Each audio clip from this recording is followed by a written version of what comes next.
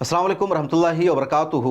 यहूदी कौम 2000 सालों तक पूरी दुनिया में भटकती रही, कहीं भी यहूदियों को इज़्ज़त के साथ रहने नहीं दिया गया।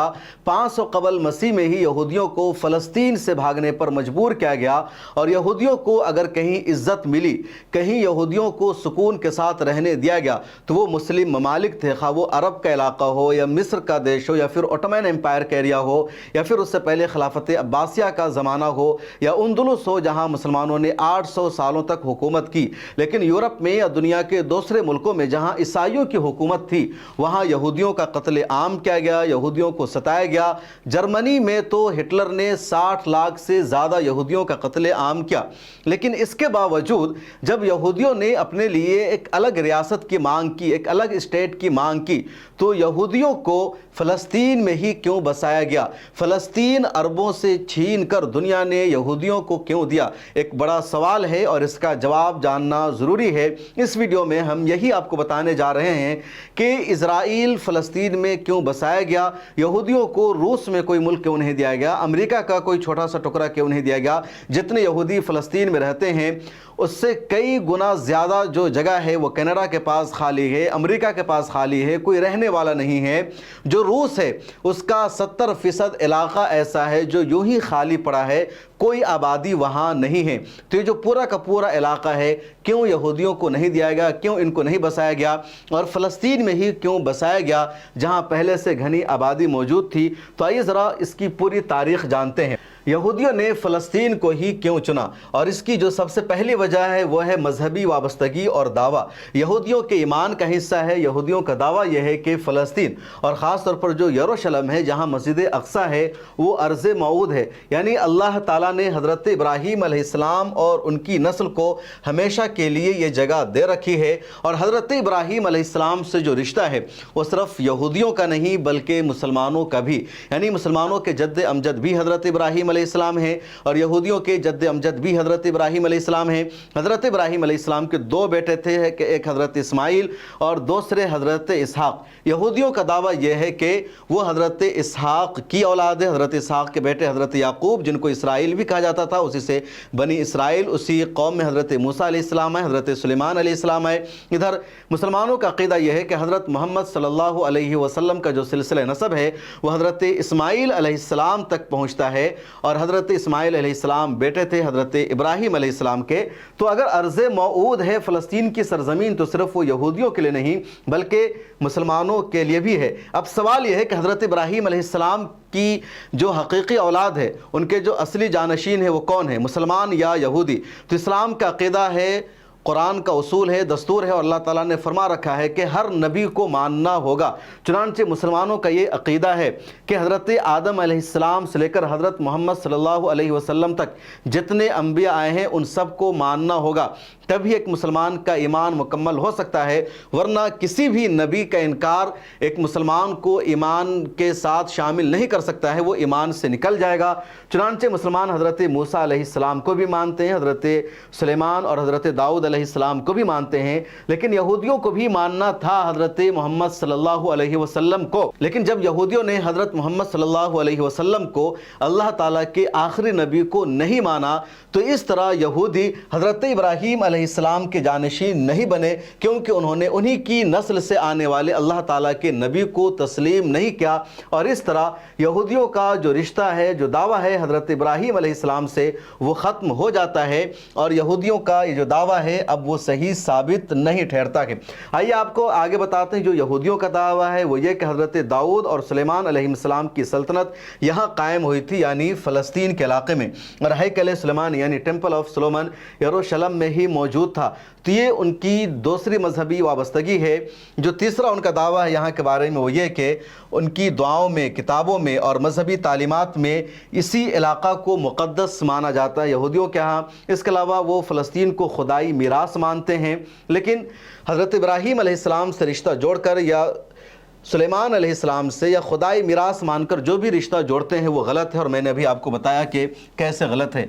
अब दूसरी बुनियादी वजह जो यहूदियों के फ़लस्तीन को चुनने की है वो ये है یورپ میں یہودیوں کی بدترین حالت اور مظالم۔ یورپ میں صدیوں سے یہودیوں پر ظلم ہو رہا تھا۔ اسپین سے 1992 میں یہودیوں کو نکال دیا گیا۔ 1992 میں مسلم حکومت کا اسپین میں اندلس میں خاتمہ ہو گیا تھا اور عیسائیوں نے اپنی حکومت بنا لی، اور 1992 کے بعد ہی اسپین سے یہودیوں کو نکالا گیا۔ تو عیسائیوں نے یہودیوں کو نکالا، مسلمانوں نے اندلس میں یہودیوں کو بسایا تھا۔ دوسرا، روس میں اور مشرقی یورپ میں یہودیوں کا قتل عام ہوا، جینوسائیڈ ہوا۔ خود جرمنی کی مثال آگے موجود ہے کہ دوسری جنگ عظیم جو 1939 میں شروع ہوئی اور 1945 تک جاری رہی، تو دوسری جنگ عظیم کے دوران نازی جرمنی نے 60 لاکھ یعنی 6 ملین یہودیوں کا قتل عام کیا، جس کو ہولوکاسٹ کہا جاتا ہے، اور یہودیوں پر جو ظلم ہوا، جو اتیاچار ہوا، وہ سب سے زیادہ رہا۔ اس کے بعد لاکھوں یہودیوں کو کیمپ میں بند کیا گیا، بھوکے مارا گیا۔ یہ جو مظالم ہیں، ان مظالم کی وجہ سے یورپ میں مستقل اور محفوظ زندگی کی امید سے یہودی مایوس ہو چکے تھے۔ ان کو لگ رہا تھا کہ یورپ میں ان کی زندگی محفوظ نہیں ہے، جس کے بعد صہیونی تحریک کی شروعات ہوتی ہے۔ اور صہیونی تحریک جو ہے، اس کی بنیاد رکھنے والا ہے تھیوڈ ہرزل۔ اس نے بنیاد رکھی تھی، یہ وکیل تھا، جرنلسٹ بھی تھا، اس نے اخبار کی بھی شروعات کی تھی، اور اس نے ایک نعرہ دیا کہ ایک ہی زمین قوم کے لیے، ایک بے قوم زمین، a land without a people of people without a land۔ تو یہ نعرہ تھا، اور جو ہدف تھا تھیوڈ ہرزل کا وہ یہ کہ فلسطین میں ایک آزاد یہودی ریاست قائم کرنا۔ اس نے باضابطہ اجلاس بلایا، دنیا بھر کے یہودیوں کو اس نے اکٹھا کیا۔ یہ جو اسرائیل کا موجودہ فلیگ اور جھنڈا ہے، اس کو اس نے لہرایا۔ اس نے گریٹر اسرائیل کا بھی منصوبہ بنایا تھا، اور تمام یہودیوں کو اس نے منظم کرنا شروع کر دیا کہ کیسے ہمیں ایک ریاست بنانا ہے۔ جو یہودی ہے دنیا بھر کے ممالک میں ہیں، ان کو مارا جا رہا ہے، اور ان کا حل یہی ہے، سولوشن یہی ہے کہ ان کے پاس اپنا ایک اسٹیٹ ہو، کیونکہ دنیا کی تمام قوموں کے پاس اپنا ایک ملک تھا، یہودیوں کے پاس نہیں تھا۔ اس لیے فلسطین کو ان لوگوں نے چنا۔ فلسطین میں مسلمانوں کی حکومت کمزور ہو چکی تھی، جو عثمانی سلطنت تھی وہ بے بس تھی، مذہبی تاریخی دلائل وہاں کے قیام کے لیے زیادہ مضبوط تھے ان کے پاس۔ اس کے علاوہ جو عالمی برادری ہے، جو انٹرنیشنل کمیونٹی ہے، وہاں سے بھی حمایت ملنے والی تھی۔ تو تھیوڈ ہرزل نے اور پورے مومنٹ نے سوچا کہ اوٹومن امپائر کمزور ہو چکی ہے، اور فلسطین کو چننے کے لیے ہمارے پاس ایک مذہبی وجہ بھی ہے، اور یورپ کے ملک میں یا امریکہ میں اگر ہم رہنا چاہیں گے تو ہمارا جو ماضی ہے اس کی بنیاد پر ہمیں وہاں نہیں رہنے دیا جائے گا، اس لیے فلسطین میں ہم جگہ کی مانگ کریں، دنیا بھر کی حمایت مل جائے گی، اور یہی ہوا۔ پہلی جنگ عظیم کے دوران برطانیہ نے یہودی رہنما لائونل روتھ شیل کو ایک خط لکھا، ہم فلسطین میں یہودیوں کے قومی وطن کے قیام کی حمایت کرتے ہیں۔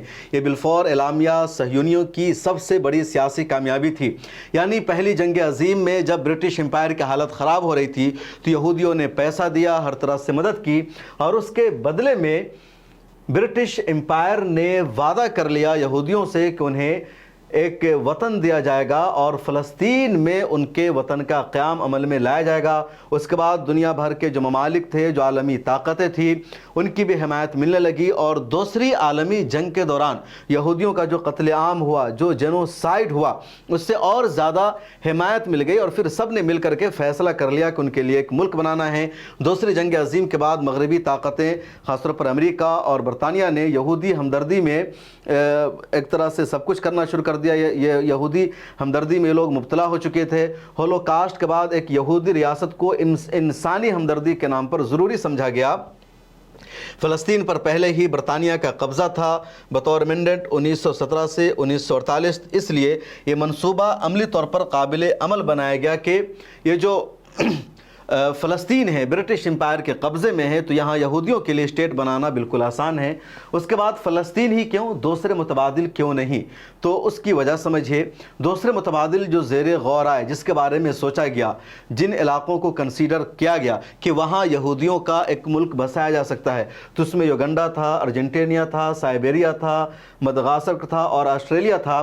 یہ سب پروپوزل آیا، لیکن یہودیوں نے ان سب کو رد کر دیا، اور یہودیوں نے کہا کہ ہمیں فلسطین میں ہی جگہ چاہیے، اور پھر عالمی طاقتوں نے فلسطین کو ہی تسلیم کر لیا، اور وجہ بتائی یہودیوں نے کہ ہمارا اصل مذہبی، تاریخی اور روحانی وطن صرف صہیون یعنی یروشلم اور فلسطین ہے، اس لیے ہمیں وہی چاہیے۔ اور بالآخر 1947 میں یونائٹڈ نیشن نے فلسطین کو تقسیم کر کے ایک حصہ یہودی ریاست کے لیے مخصوص کر دیا۔